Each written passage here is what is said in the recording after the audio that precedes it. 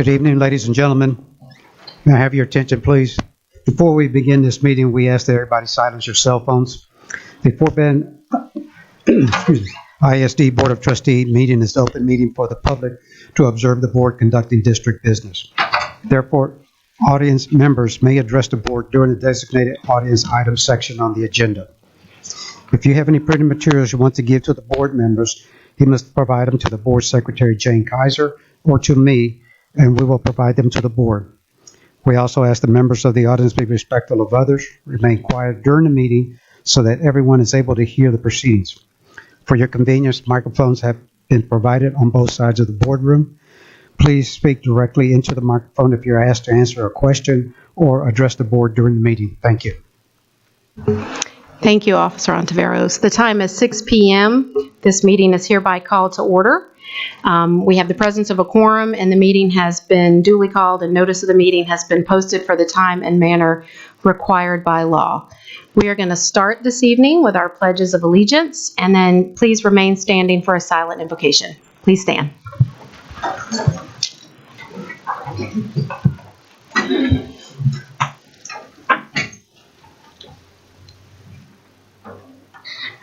I pledge allegiance to the flag of the United States of America and to the republic for which it stands, one nation, under God, indivisible, with liberty and justice for all.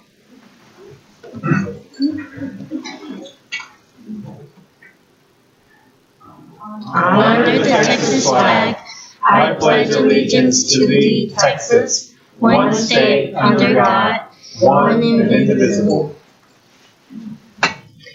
Please remain standing for a silent invocation.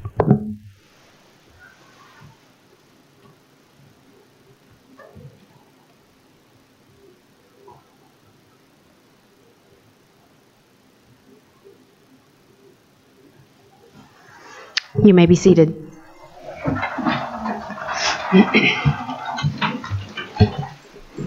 First up this evening are recognitions. Dr. Dupree. Yes, ma'am. I'd like to invite the board to join me in front of the dais for a very special recognition this evening.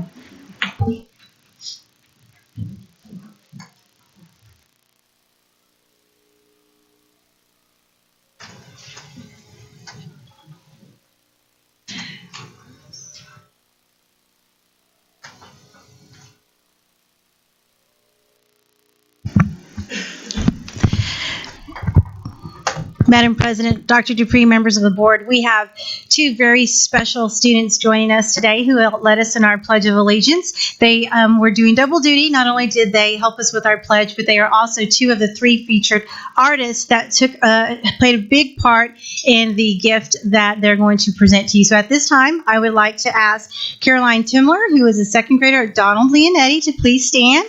And also joining her are Camille Garner, a fifth grader from James Patterson Elementary. Would you please stand? Let's give them a round of applause.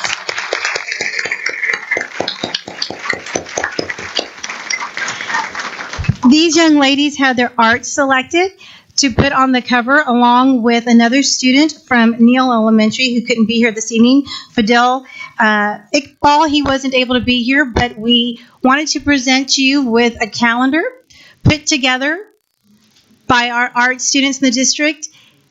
And as you peruse through the calendar, you'll notice, board, that there's a piece of art represented from every school in Fort Bend ISD. So we're very proud of this gift in recognition for Board Appreciation Month. And we celebrate Board Appreciation in January to honor our volunteers that serve as board members for the vital role that you play in helping Fort Bend ISD.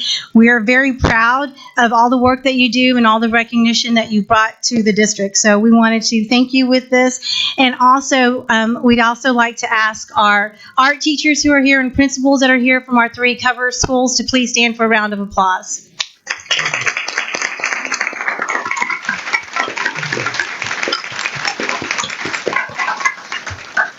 Thank you all for sharing your art. Board, we also like to take a moment to ask your family members in the audience to please stand for a round of applause.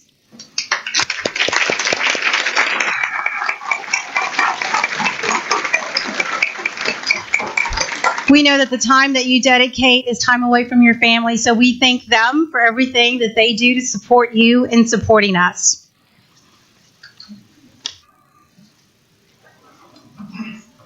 As has become my tradition, I want to take just a minute to also recognize the board on behalf of the school district.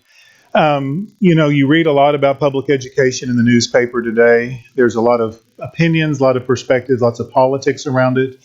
But in the end, what we're learning in Fort Bend ISD is that you can overcome all of that with strong leadership, strong integrity, and a team that's willing to work as a unified board to lead the school district. So I want to thank you for what you do all day, every day, the way you support one another as a team, the way you support and engage me as a member of the team of 8 with you. And I think the evidence you'll see even in tonight's report of the gains we're making as a district are evidence of your dedication, hard work, the many hours you sacrifice of your personal time to volunteer on behalf of this district. So I just want to say thank you so much. It is a privilege and truly an honor. This is my fifth year to be with you. I always think back, this is exactly this time 5 years ago that I had begun the interview process that would ultimately culminate in me being hired to be superintendent of this district. Who knew at that point that 5 years later we would be here where we are as a district doing amazing things, with you being named the School Board of the Year by HEB, and now the district itself being nominated as one of the top 5 finalists as the District of the Year. And it all ties back to the 7 of you who sit on these seats multiple times each month. Thank you so much for all you do. It's a privilege to work with you.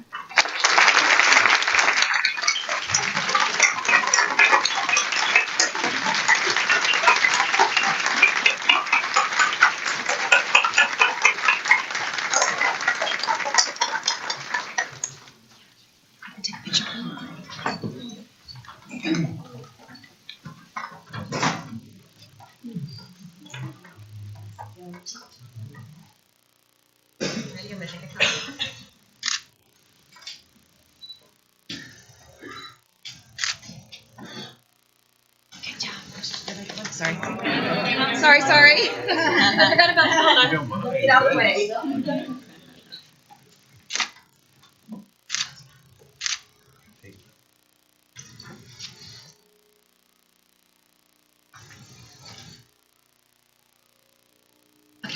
Good job, guys.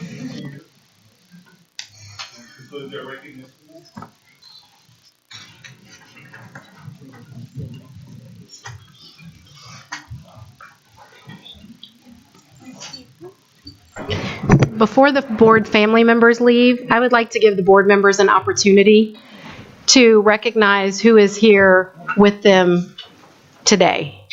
So we'll start over on this end. Mrs. James? Yes, my husband, David, is here tonight. Thank you, David, for your support of me serving on the school board.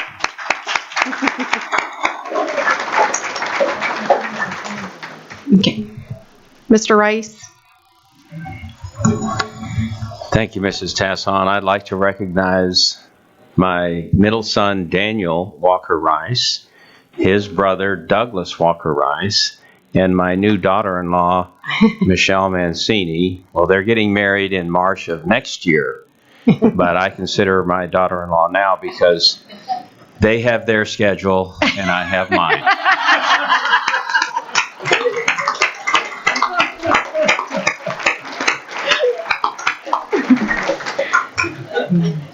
Nothing like an arranged marriage.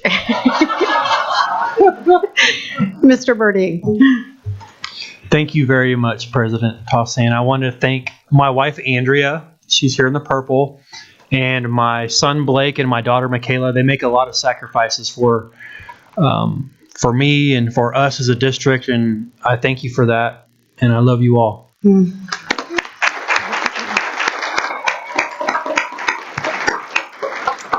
And I have my husband, Shannon Tassan, and my mother, Nadine Kittrell, and my grandmother, Nelda Ross, who are here this evening.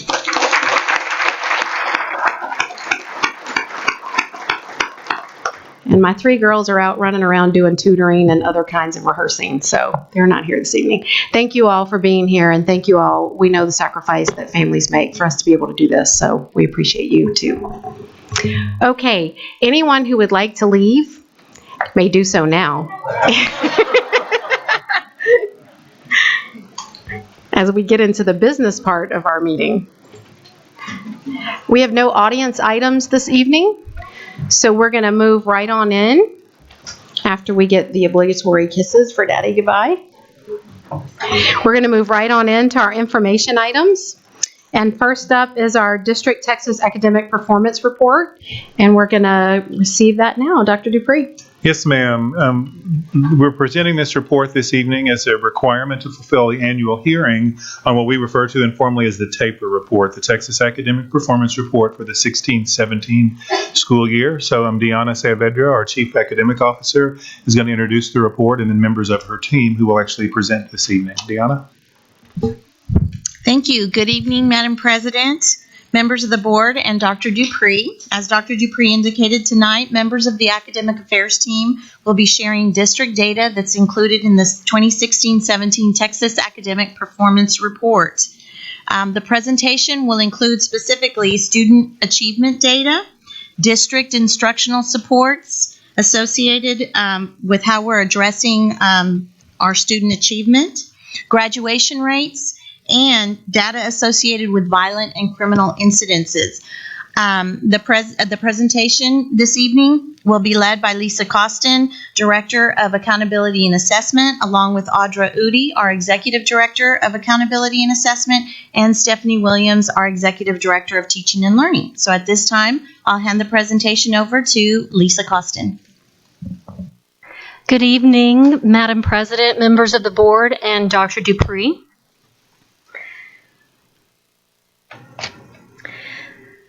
Each year, TEA requires us to provide an annual report in the form of a public hearing. And so tonight, I'm going to go over several of the pieces of data that are attached to that report. You can see on the screen, these are the required items that are part of our annual report. In previous reports, you have already heard about the district accreditation status and the various components that are part of it, as well as the campus performance objectives. Tonight, we're going to focus on the Texas Academic Performance Report, or TAPER, and also on a summary report of violent or criminal incidents on campus. In February, you'll receive a detailed report on the student performance in post-secondary education, or institutions, On this slide, we would like to represent a profile of the district. As you can see by looking over these various components, we are one of the most diverse districts in the state. As part of the Texas Academic Performance Indicator Report for 2016-17, our district is assessed for all students and all subjects, in addition in various student groups, based upon race, ethnicity, and special programs. One piece of the profile data that I do want to point out to you is the rate of student participation in the special education program. On this slide, which is part of the 2016-17 TAPER, it indicates that we had a 6.7% participation rate, and that was as of October 2016. Due to efforts that we have made across the district for Child Find, we have increased our special education program participation to 7.9% currently. As we move into the TAPER review, it's important to note that the state of Texas has gone through several transitions with the type of performance report and labels of the performance categories. This slide represents the transition from the old to new labels that has occurred over the years. On the next several slides in this presentation, we mirror the TAPER format by utilizing the new performance labels to describe how we have performed year over year and against the state and region. We'll follow a pattern of data sets over the next several slides across each of the performance levels. The first set of data will be in regards to the approaches grade level standard, And this will indicate the students who are sufficiently prepared for the next grade level course as defined by TEA, the Texas Education Agency. The next set of slides following that will be the meets grade level performance level. And students in this category are prepared for post-secondary success. That's in college, the workforce, job training programs, or the military. And then the last set of slides in this area is the master's grade level. This indicates students are well prepared for the next grade or course. I'd like to direct your attention to the title of this slide to start out with, Approaches Grade Level or Above. This indicates that the data depicted on this slide encompasses all passers at approaches level, meets, and masters. This chart breaks out the data by subject in comparison of Fort Bend ISD to the state and region for all grade levels tested. You'll notice that Fort Bend ISD is performing above the state and region in all subjects, grade 3 through 8, and end of course exams. On this slide, the data is in aggregate across all levels, all subjects, and all students as compared to the state and region on the left side of the slide. And then it's broken out into all students into race, ethnicity, and special programs groups for approaches grade level or above. As evidenced on this slide, Fort Bend ISD mirrors a state and national trend in terms of the achievement levels of our student groups, with the white and Asian student groups at higher performance levels, whereas there continues to be a gap associated with the performance of special education and English language learner student groups. While it is important to look at state and national trends, it's perhaps more important to look at the district's performance year over year compared to ourselves. The district TAPER report includes 2 years of comparative data. This set of data compares 2015-16 to 2016-17, and this particular slide is at the approaches grade level or above for all student groups. A pattern we notice here is that we are either maintaining or increasing student achievement levels in most of our student groups. This graphic is a continuation of the previous slide, and I would like to draw your attention to the performance of the special education student group, where we begin to see a growth trend that carries through on the other performance levels that you'll see at meets and masters. Now we'll move into the meets grade level performance data and again see patterns of Fort Bend ISD outperforming the state and region in each subject area.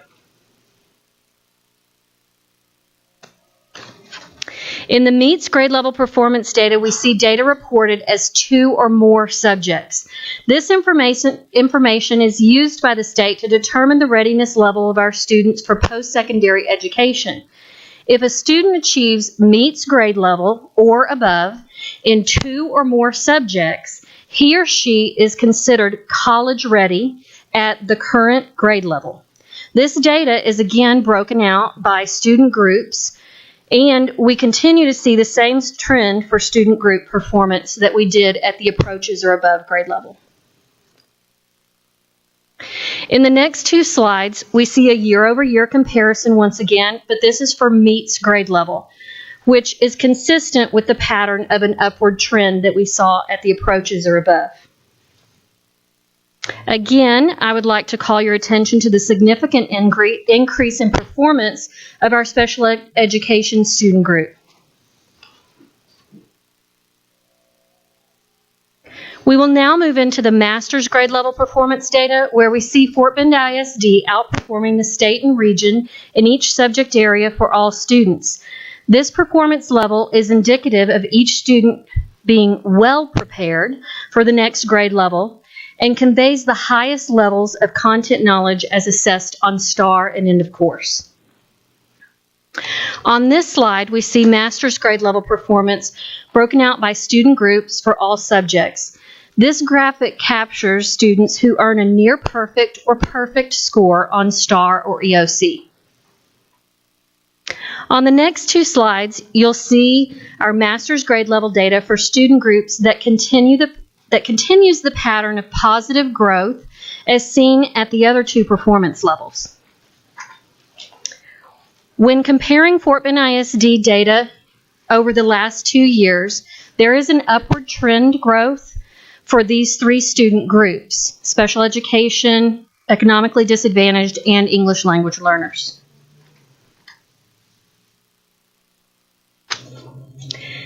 Now we will examine the met or exceeded progress data, which is the growth measure in reading and mathematics only.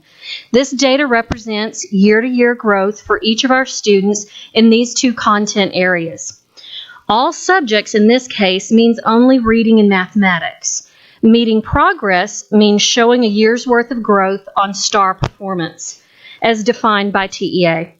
Here we see the district outperforming the state and region across all tested students in grades 3 through 8 in high school English 1 and Algebra 1 EOCs. Looking again at our growth data, we compare the district's performance to the state and region on the left and break it out by student groups on the right. It is important for us to see a year or more worth of growth in our students in order to know that our instruction and curriculum are being effective for all students. Note that when we look at growth, we see a data trend of closing the gap between student groups that we didn't see in some of the other slides. In regards to the progress measure, we see similar trends with most student groups, maintaining growth and/or trending upward, which continues on the next slide as well. And finally, our staff are an important aspect of offering quality instruction to our students. As part of our annual district TAPER report, we see an analysis of the types of staff we hire and the years of experience of our staff. This data compares Fort Bend ISD to the state. All categories of employees in Fort Bend ISD are comparable to the state numbers, with the exception that Fort Bend ISD is well below the state percentage of central administrators compared to other categories of employees. At this time, I will turn the microphone over to the Executive Director of Accountability and Assessment, Dr. Audra Udy. Thank you, Mrs. Costin. Good evening, Board of Trustees and Dr. Dupree. This evening, we would like to continue on and bring back to our attention again, my apologies, bring back to your attention again those campuses that are qualified as PEG campuses, focus, priority, or improvement required campuses, as these impact the campus and district accountability ratings. And we will discuss tonight a system of supports that are in place to help each of these campuses be able to progress to the point that they meet standard and that we no longer have those types of designations. That is our goal.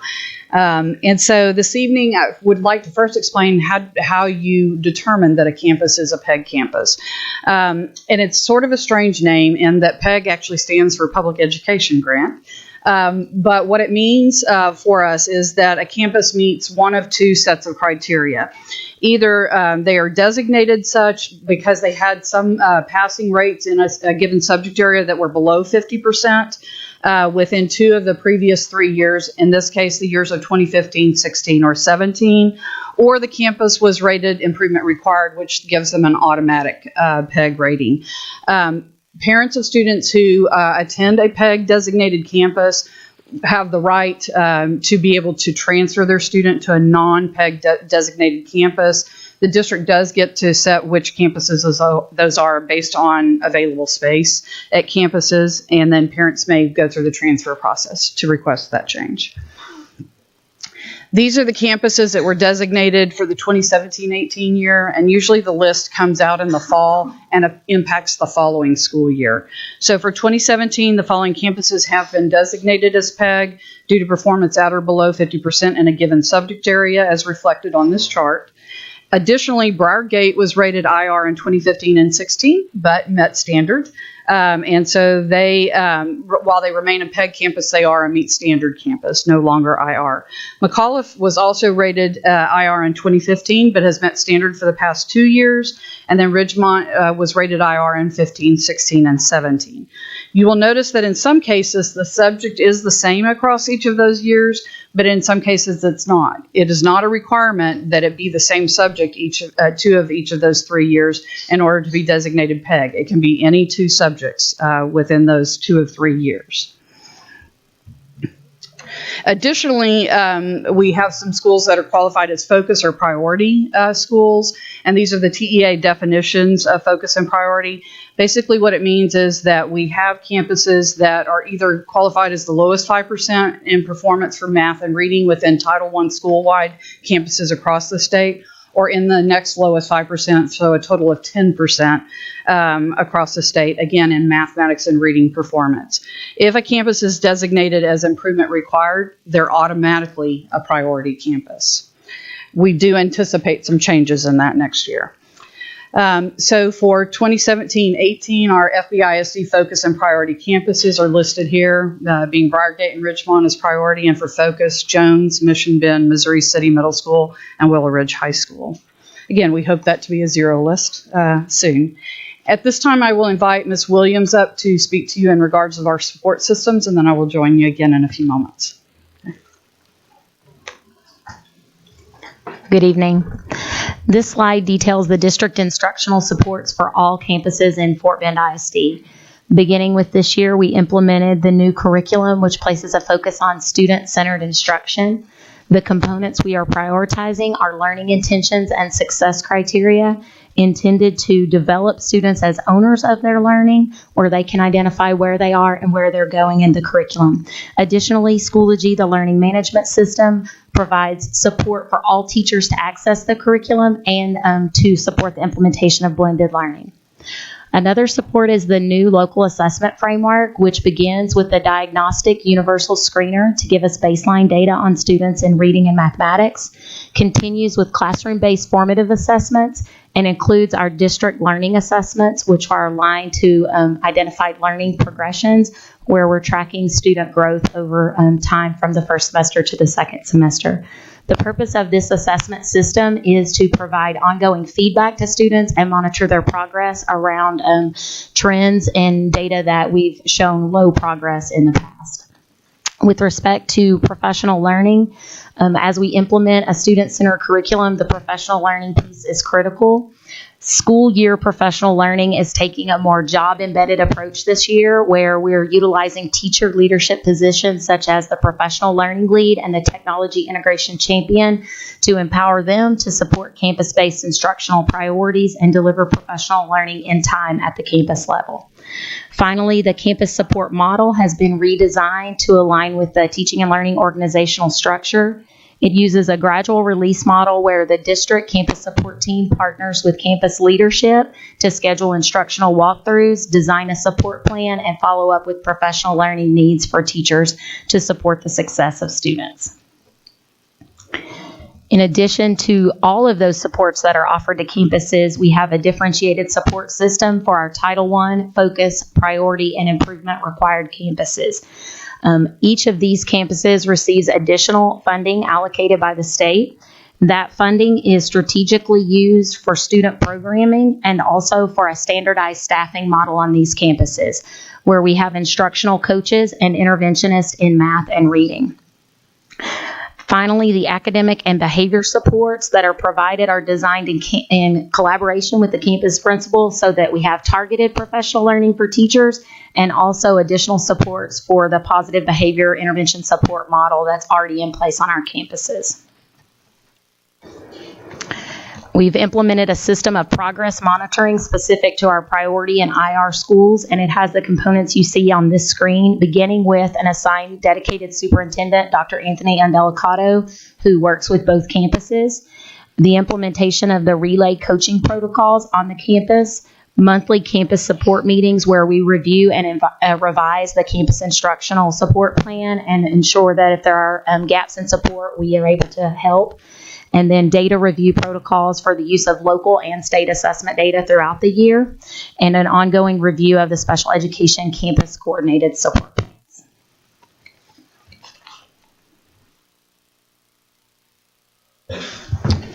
Another important portion of our district report card focuses on the longitudinal graduation rate.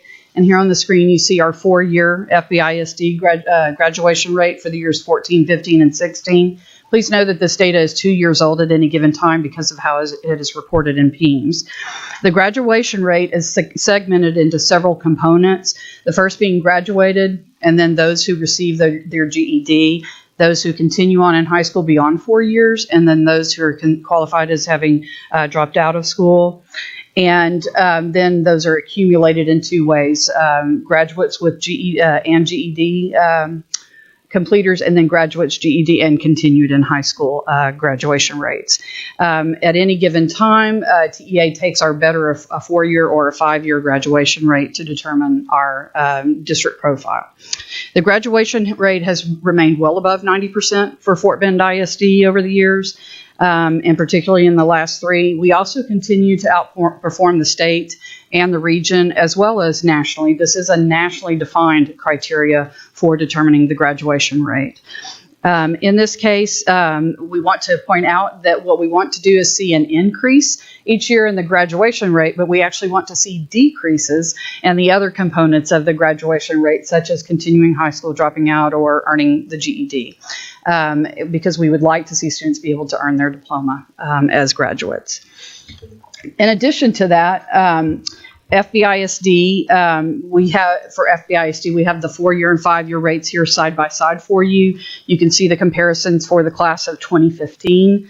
The graduation rate increased while the dropout rate decreased, and Fort Bend ISD again is outperforming the state and the nation. You'll notice down at the bottom, it's a little bit hard to read on the screen, but Fort Bend ISD has a 1% dropout rate for this particular class as compared to the state and region in the 2%. And that's a great place to be. Of course, we'd love that to be 0. Okay. Finally, regarding graduation rates, we break the information out by student groups as well. And so you see here the last 3 years compared at the district level, and then each of our race and ethnicity groups, as well as special education, economically disadvantaged, and English language learners. Within this information, you will note that there are 3 student groups that we have experienced some decrease in graduation rate, including American Indian, 2 or more races, and English language learners. And of course, these are areas that we want to focus to ensure we continue to increase the graduation rate. The next piece is a piece that TEA requires us to add to our district TAPER report. It's not most of the TAPER report is provided to the district by TEA after they do their analysis. But on slide 33, you will see that we are responsible for reporting incidents that are considered violent or criminal incidents. And so what falls within this category are offenses that result in suspension, placement, or expulsion from the school district. And they're very serious offenses. For example, a felony charge would be something that would fall into this category. Like harm to others. Within FBISD, we had approximately 1,200 serious violations out of about 9,000 PEIMS reportable violations, again, based on suspension, placement, or expulsion. And it's important to note that these are not equal to student counts. These are incidences. So it may be that one student may have had more than one offense. So they are not equal to the number of students. The actual rate of criminal and violent incidents to the total number of students in FBISD last year was about 2.4%. That brings us to the conclusion of our public hearing portion of the TAPER report. I would like to point out that the full TAPER report is available on the district website at this time with all of the additional components for anyone who wishes to examine it in great detail. And we are available to answer questions should anyone have them. We would also like at this time to invite anyone who, including the Board of Trustees, anyone who may have questions or observations that they would like to comment on in regards to the district TAPER report. Thank you. Thank you all for putting that together and for that very thorough presentation. First, do we have comments from the public? Anyone in the public? Okay, I'll take questions and comments from the Board of Trustees. Ms. Helliger. Thank you so much for the Thank you so much for the presentation. I'm kind of sitting here reflecting over the last 3 years, kind of the list of PED campuses, how it has decreased, or different schools are now on this, where we used to have several other schools that are no longer on our PED campus. So I appreciate that. I also appreciate the proactiveness that we're doing when it comes to supporting those schools, so that we won't get on any other types of lists with some of those schools. I do have a question around the percentages and the numbers. I'm a little confused a bit. So on page 31, you state that the 2015 annual dropout rate is 1% for Fort Bend. But on page 30, maybe you just kind of put the two together for me. On page 30, you have the dropout rate at 3.5 for 2016, 3.2 for 2015. Can you kind of tell me what the difference is? Yes, ma'am. For the annual dropout rate, that's a given year at a point in time. So for the 15-16 year, that 1% applies to just that given year, the students that were found to not be present in school when they were anticipated to be. But for the longitudinal rate, that starts with a cohort of students as they move from 9th through graduation, the anticipated group of students that should be completing graduation. So it's based on what happens over a 4-year or a 5-year period versus what happens over a 1-year period. The dropout rate used to be based on grades 7 through 12 as well, and now it's really just focused on high school. Okay. So then when I look at the graduates on back to page 31, it says graduates in GED. So we had a 90 over the last 5 years. We had 96.2%. Finished in 5 years. Right, I understand. Yeah, that finished in five years. When I look at the dropout rate of 3.1%, or the year before was 3.2, which is trending downwards, which that's a good thing. Still kind of, for our top-notch Fort Bend ISD, we want to have this at 0, right? Can you tell us what are some of the top contributing factors to that? One of the things that happens with completion data reporting is that several things can happen over time. One might be that a student actually makes a decision to leave school. Mm-hmm. That would traditionally be what we think of in terms of a student that's classified as a dropout. But it also can come from students who potentially move out of state or out of country that we no longer can locate, which happens sometimes. Most families would come and withdraw from school and kind of tell you where you're going next, and therefore you can follow the data. However, TEA has to be able to trace that data from one school to the next. Mm-hmm. There are PEIMS codes that we use to report the various types of leavers. And so one of the categories of PEIMS reporting is that they, for example, move out of state or move out of the nation. However, sometimes we don't know. Sometimes people just leave and we don't know where they ended up. And so that can also contribute to this number. What we try to do is make sure that we do the follow-up necessary to try to locate the family if that is the case, such as calling friends or relatives and trying to figure out where the student may be. Okay, so I meant to send this question to you, but I'm putting it out there. With all the talk right now, and I just came from a meeting on yesterday with the man from EquiSearch. I think his last name was Miller. I mean, what are our numbers rather when it comes to human trafficking and those kinds of things that's going on in our city right now?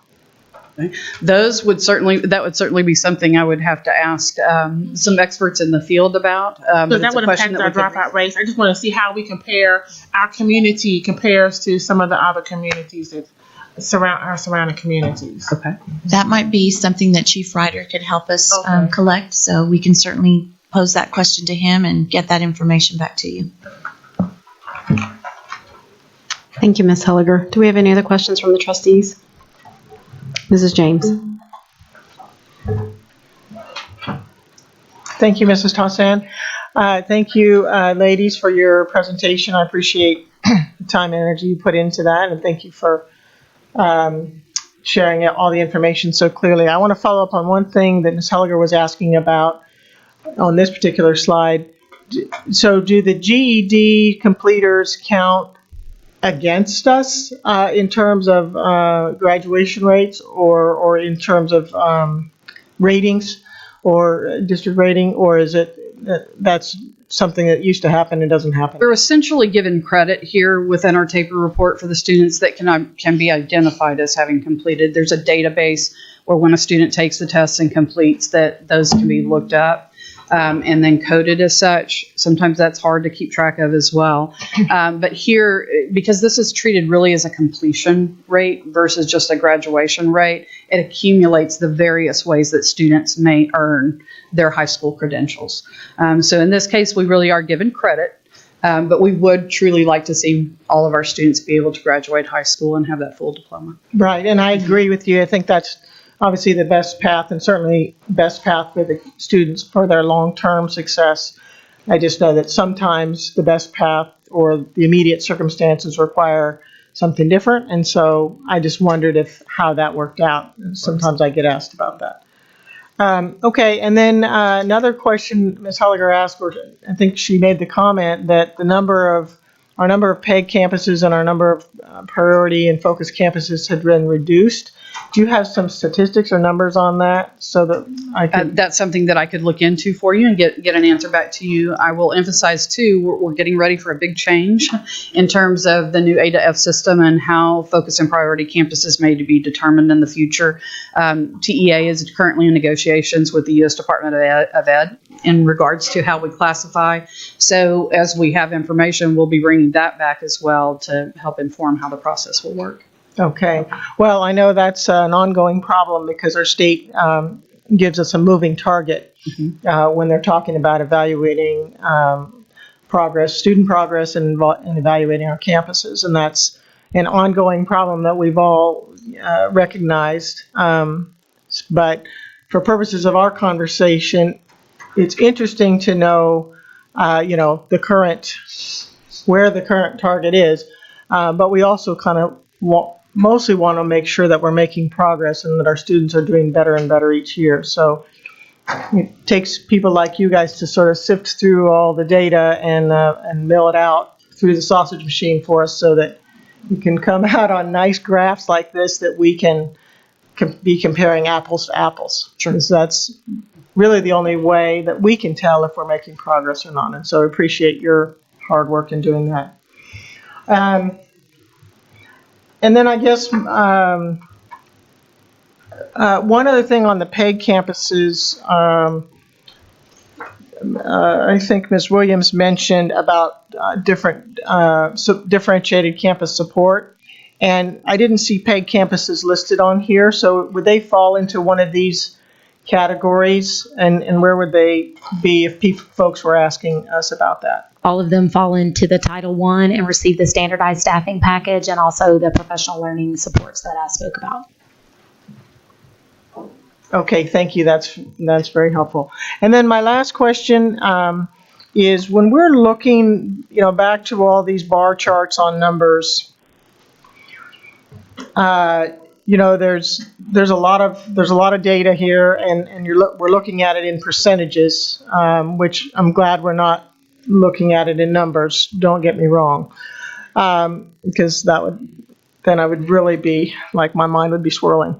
But I guess I'm trying to understand, when do these percentages become, the difference in the percentages becomes statistically significant? Because I see, we see some achievement gaps that are 15 points, 20 points, 25 points. That to me seems significant. But I see some other things that are maybe 2 or 3 points, and I'm not sure if that is. So could you share with us a little bit what? When we're looking at the district-wide data and talking about 80 campuses and a variety of strategies within campuses and programs, we're really not able to pinpoint a given strategy that would have made a statistical difference in that situation. However, what we are looking for is trends, patterns. And so as we look across subjects and we look across grade levels and across years, comparing ourselves to ourselves, we are really looking to see that we are in upward trends across all of our programs. And so whenever we look at a given subject or grade level or program that may not be increasing in percentages, that's of concern to us. And so we start examining our model in those particular situations. But when you're talking about nearly 75,000 students and 80 campuses, making a 1% or a 2% change is significant in terms of making progress. And of course, if we're making 25% growth, that would be absolutely phenomenal. It is harder to get those higher percentages when you're talking about that many students and that many different campuses and different ways of doing things.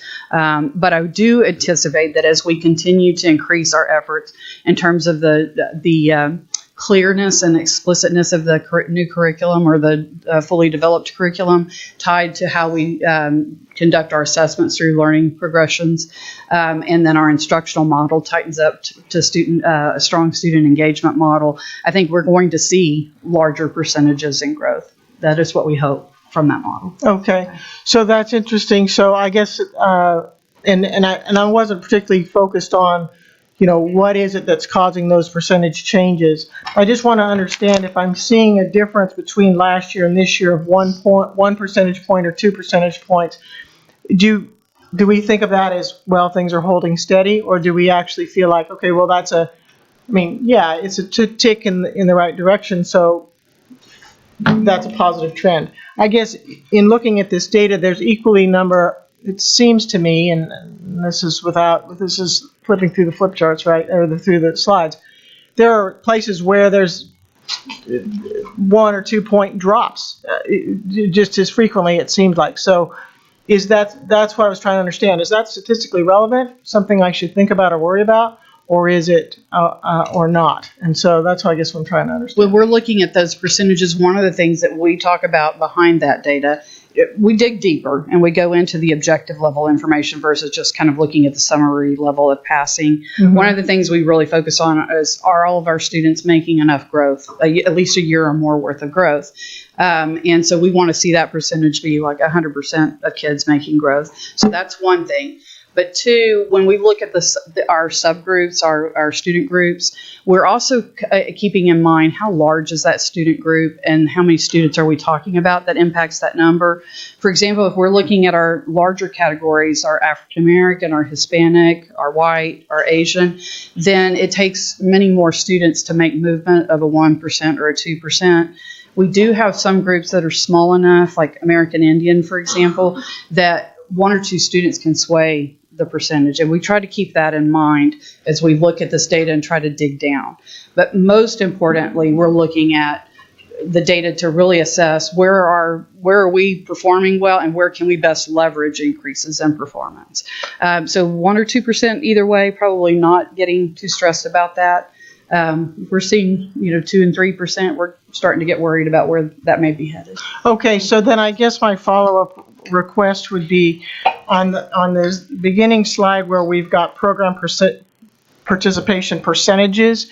Could we actually get some numbers for that? Because if I knew that there were, and maybe those aren't the right categories actually, because I need the numbers, so number of special ed students, the number of African American students, the number of Asian students, the number of Hispanic students. Then I can tell if those percentage differences are statistically significant. And then that would be helpful if that would be available. And then I'll just comment on the last thing you said, and that is our growth. To be honest with you, when I looked at this chart and saw 67% of our kids were making 1 year's growth, I thought, well, that doesn't seem very good. That's only 2/3 of our kids are making a year's growth in a year's time. And if we look at where if that measure is not relevant to where they start, then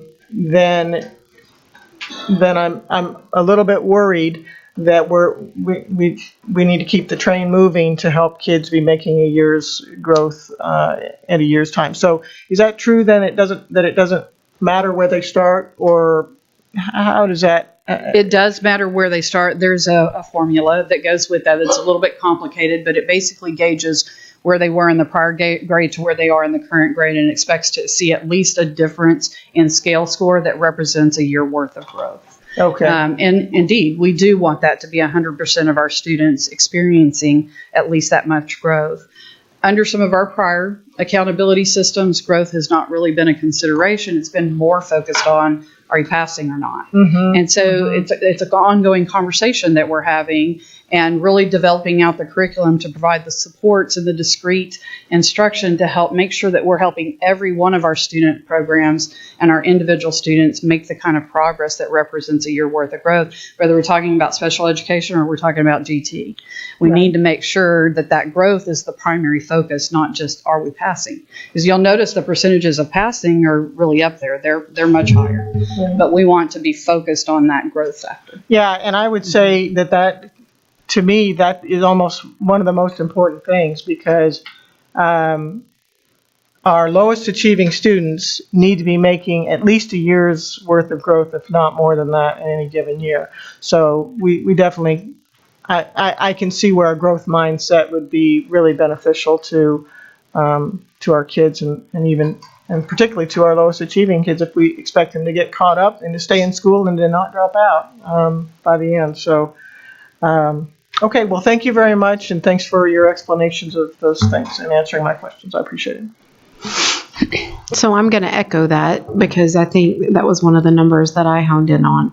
And I think it is important to all of us, and I know it's important to you guys, and it sounds like that's what you're digging into to make sure that kids are at least getting that 1 year's worth of growth. And then those who need more, of course, that requires a little bit more intervention and a little bit more support, but everybody should be growing at least a year. So I'm going to follow up with just a couple of questions. And some were along the lines of what Ms. James had to say about wanting to know the numbers. One of my questions was, in looking at, particularly in the special education numbers, are these percentages based on the total number of students that are receiving special education services, or are these numbers based on the total number of students who are taking the test? It depends on which slide you're looking at. When you look at the program-specific information that was early on in the graphics, where we spoke to the current rate of 7.9%, that's actual students participating in the program. But when you start looking at the categories where we're actually reporting STAR data, that's what I want to know. Dependent on the number of testers in that. Okay, so it's not that on slide 8, 43% of kids in special education are approaching grade level or above. That's 43% of the students who took the test, not 43% of all of our special education students. Okay, wanted to make sure of that. I would like to see the percentage of kids we have in SPED who are actually taking the test. If you guys could get me that number. And kind of along the same lines, I had questions about what are the contributing factors for the increases in our special education numbers as they're approaching or above grade level. I would like to know, I mean, if you guys can't answer that tonight, it's okay, but I want to know what the impact of the interventions are having on kids in special ed, what the impact of co-teach is having. I know we've talked about that a little bit in this room.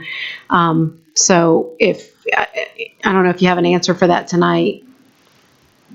Dr. Hill can give us some big picture information, and then we can provide you a greater level of specificity if needed. Thank you. You know, overall, we definitely believe that our work, our inclusive work, all the things that we're doing with co-teach, especially at the high school, we saw all 4 core. Right. We saw students taking the STAR, or even a STAR alt, that we saw gains. But we did actually believe that, we're looking at that co-teach data, and we gave you an update last year. And remember how we have those groups that we're following along the way. So we'll be looking at those groups and coming back and giving some type of update, whether it's in a board memo or an actual, share that information with you to really look at the kids that are in the co-teach settings. What kind of growth do we see as far as related to not only the STAR assessment, but other other areas that we wanted to look at because we had talked about how we don't want to measure the effectiveness of co-teach by the STAR only. Right, and I appreciate that, and I think that that's a good way to look at it.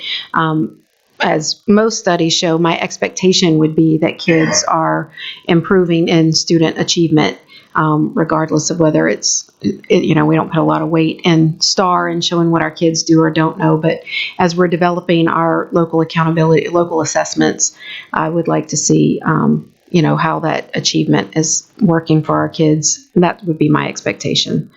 I would also think that, we've talked a lot about embedding those modifications in the curriculum.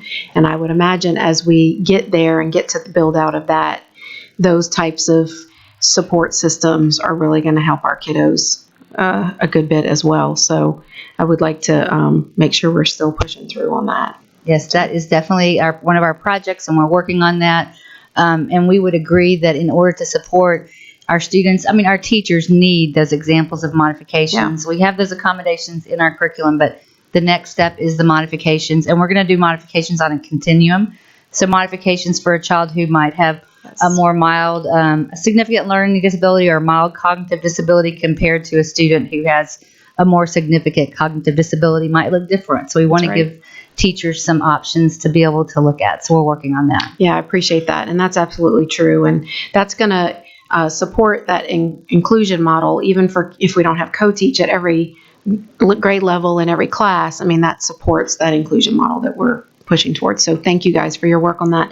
My last question is the ELL graduation rate decreased. And why do we think this happened? Do we have any insight into that? Is it programming? Is it, what's going on there? Well, I'll couple that information with some of the things that we were seeing in the STAR performance data. There were a couple of places where we saw ELL was not progressing like we would like. Currently, there is a task force working and kind of assessing the instructional model that we're using and determining, do we have the best model that we can for students instructionally to make that kind of exceeding progress that they need to be able to catch up with their peers. So it's something that's in progress. I don't have a definitive answer to that, but there's definitely a cadre of people working as a task force to really dig into that problem. Well, I appreciate that. And I know that my view is, and I've heard other board members express this as well, is that we want to make sure that the model that we're using is pushing our kids to be English speakers as quickly as possible, because that matters in the student accountability portion of it, and student achievement, and their success after school, and their success in our career and technical programs. And so, I would really like to know what's going on there, and is there not something we can do from a programming perspective to make sure that we're in an English-speaking classroom environment in order to push them to get those language skills as quickly as possible. Okay, thank you, ladies, very much. We appreciate that. Sure. Thank you, Mrs. Tossan, for your patience, and thank you to this board for their patience. I just want to make one other comment because I don't know that it came out. I may have briefly said it, but I do want to make one other comment. This data is still showing significant achievement gaps between the African American, Hispanic student groups and the white and Asian student groups. And I think it's important just to say that out loud and to recognize that that's something we want to work towards closing. And we want every student in Fort Bend ISD to have the same access to education as every other student. So it occurred to me, Mrs. Tossan, when you were talking about special ed and different approaches that we might take in towards special ed students and meeting their needs, are there things we need to do differently to meet the needs of our African American students and our Hispanic students? And so as we're going through this curriculum rewrite process, I hope we're thinking about that so that we are using teaching examples and teaching modeling or lessons that are as diverse as our student population is, so that we meet the needs of all of our kids. And I know we've talked before about how the different discipline models, and that's just something we need to work on because that gives our students more classroom time, which obviously improves their achievement. But I think there's also a piece of the curriculum and the direct instruction that's relevant to closing the achievement gap. So just wanted to mention that. Thank you, Mrs. Tosan.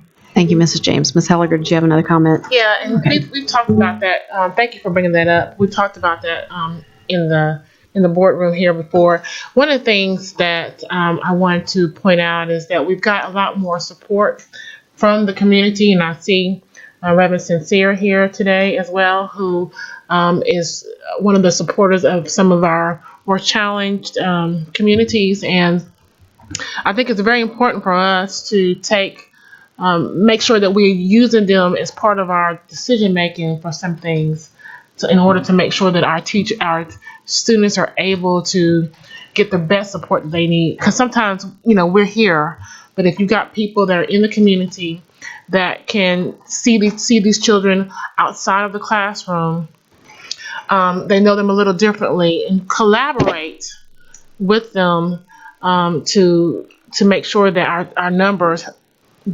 increase, I think we'll be better off for it. So, I just wanted to make a plug for that, because I know we have our collaborative communities. What is it? Yeah, and that's the point of our feeder pattern needs assessments that are going on right now, and to bring those needs to the forefront, and then use our collaborative community effort to bring in the community supports. So we get continuously get calls and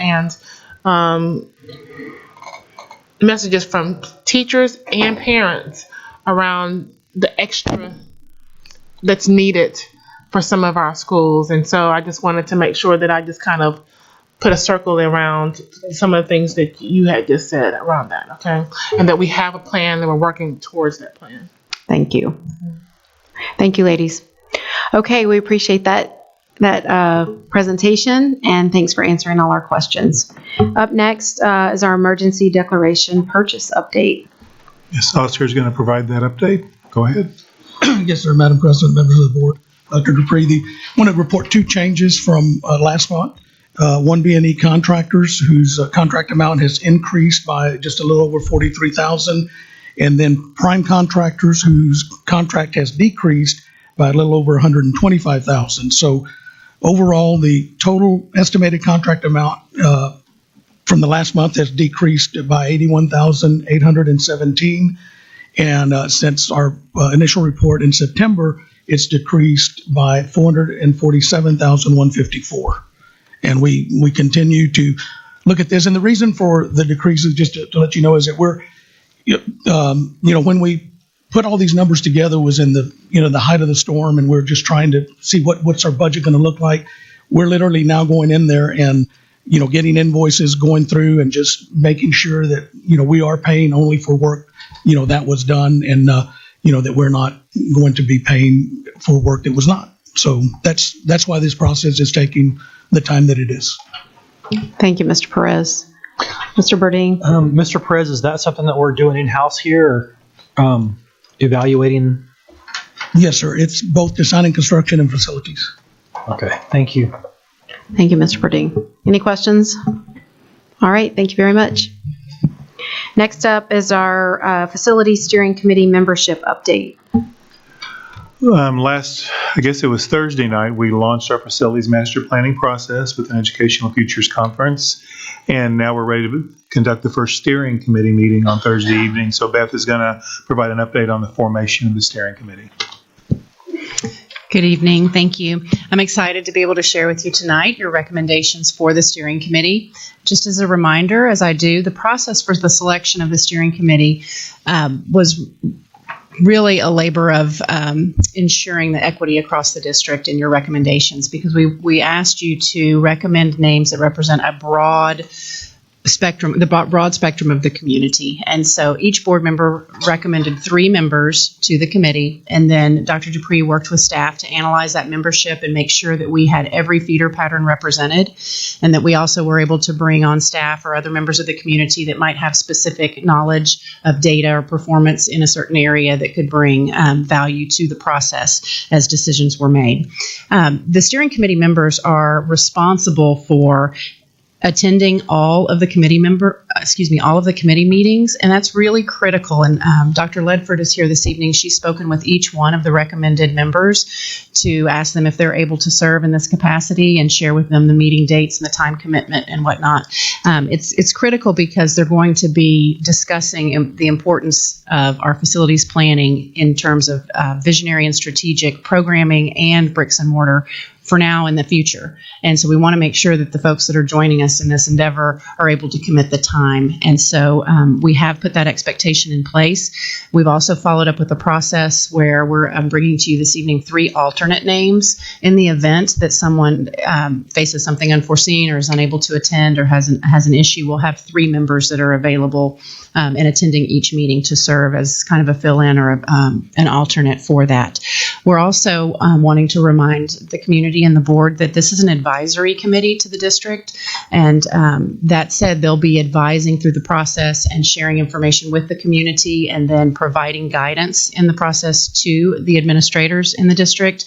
They're not a decision-making body per se. However, there could be times when a decision is necessary or consensus around an issue. And so we want to make sure that with a focus on that attendance, that we have representation of 25 out of the 30 members should there be a decision point that needs to be made by the committee.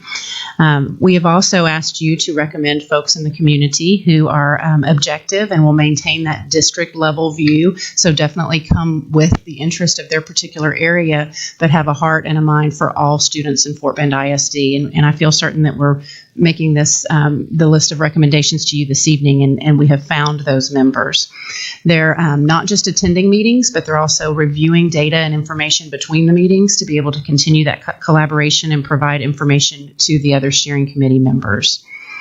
So with no further ado, I would like to read to you the names on the list so that you don't have to struggle to see the tiny font, and we can celebrate the 30-member committee and the 3 alternates.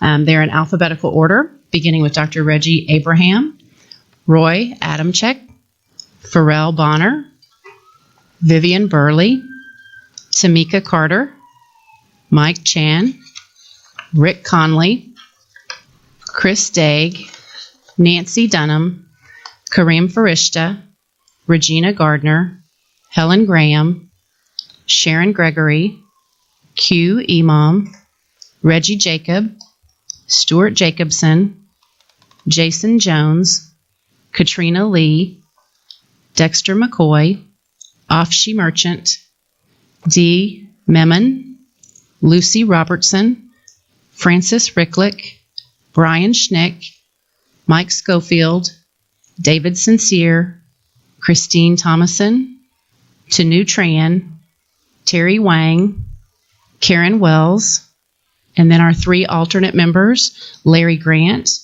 Jennifer Roberts, and Kali Schiller. I think we should give them a round of applause.